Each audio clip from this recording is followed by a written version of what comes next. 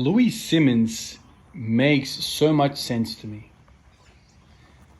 Over the years, I've had periods where I just listen to all of his podcasts, and they are so full of information that sometimes I need to listen to the same damn podcast several times for me to actually retain half of the damn things that he says. The man was simply on another frequency. Just the intellect, the knowledge about the game, the exposure of all these top-notch lifters of all those years. You can't replicate that sitting by yourself in a garage thinking about this stuff. Like Louie says, 2 brains are better than 1, and certainly 100 are better than 1. So when you have 100 freaking brains thinking about the same problem, the same thing, this chaos that we concern ourselves with, this hobby of ours, becomes a little bit more clearer. There's just more processing power. Again, in recent days, I've been listening to him. This morning I woke up, drove my car straight over to the nearest tire joint, walked out, and I said, fellas, I need a spare tire, something that you want to throw out. Had a tape measure with me, picked the one that I wanted to go home, put a bolt through it, chained it. I've got a little towing belt thing with me, and started going for a sled drag, homemade, DIY. I went 20 minutes, 10 minutes one way, 10 minutes the other way, got home. I only pulled a 10 kilo in there. Got home, did my whole routine with the jumps, went over to the squat, felt good, got to 200 kilos, and I basically got stuck halfway up. It was an absolute freaking grind. It was such a grind that I started laughing afterwards. I'm like, I can't believe I got through that. I'm so freaking happy that I did. Looking back at the video of that 200, my core stayed tight. There was no compromise at all through any part of my body. I stayed locked in and I was patient. It's very rare for me to grind. In the past, I've said that I don't actually know how to grind. It's just, once it stops, I bail. No, I grinded out 200, like proper grind. This is a very, very, very slow lift for me. So if anything, that's an excellent sign for me that I have the ability to do that anymore now.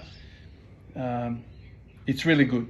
But obviously that 20-minute sled drag took a lot out of me.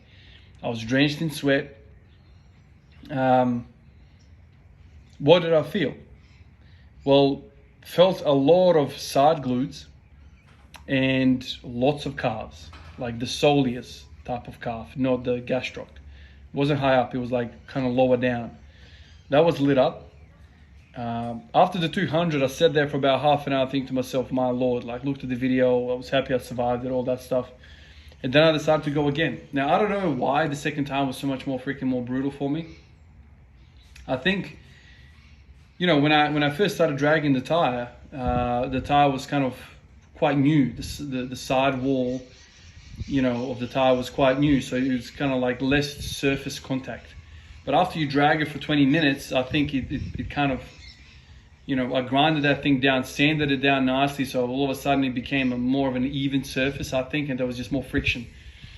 So the second time around, man, I was gutted, man. Like I barely got home. I was stopping like quite a few times.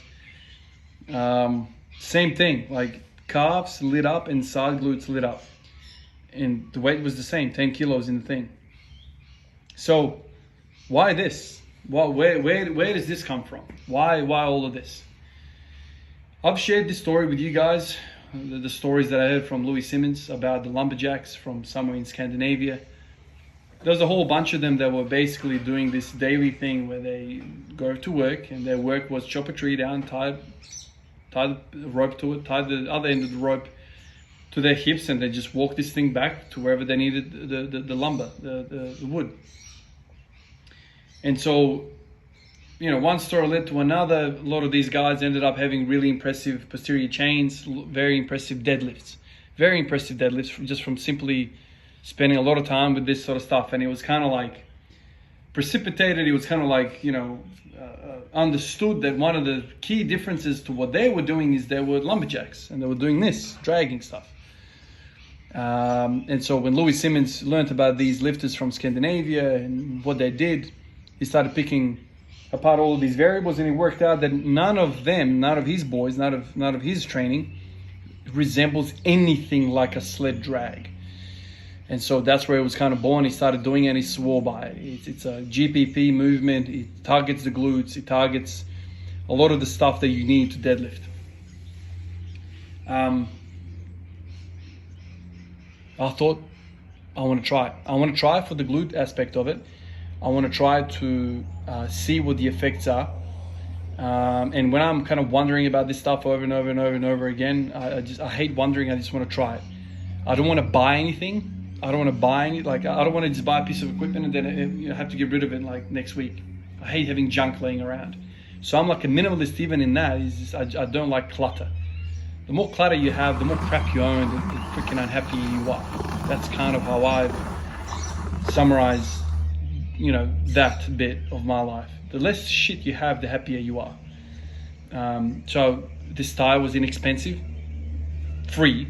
It was free. The guy gave me his rubbish. And I liked it.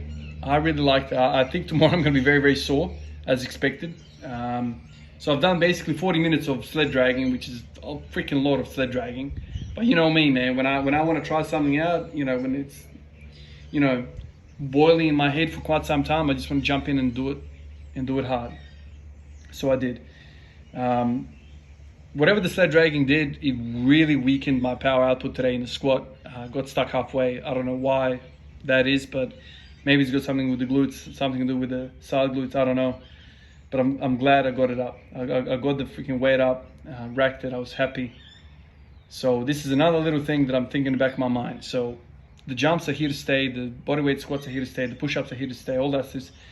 This thing is intriguing to me. Every part of my training, as you guys know, like there is stuff that I want to do and I'm continuously doing no matter what. This whole year has been consistent. But there's always like a percentage of me, like 10% of my brain, you know, of my training needs to be experimenting. I want to be experimenting. I love that aspect. I want to learn. I want to try new things.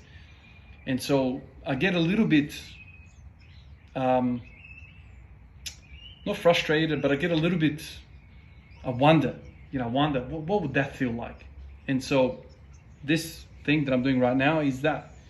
It's just me wondering and me wanting to explore. So anyway, let's see how I pull up tomorrow, and let's see how this adds into the whole picture.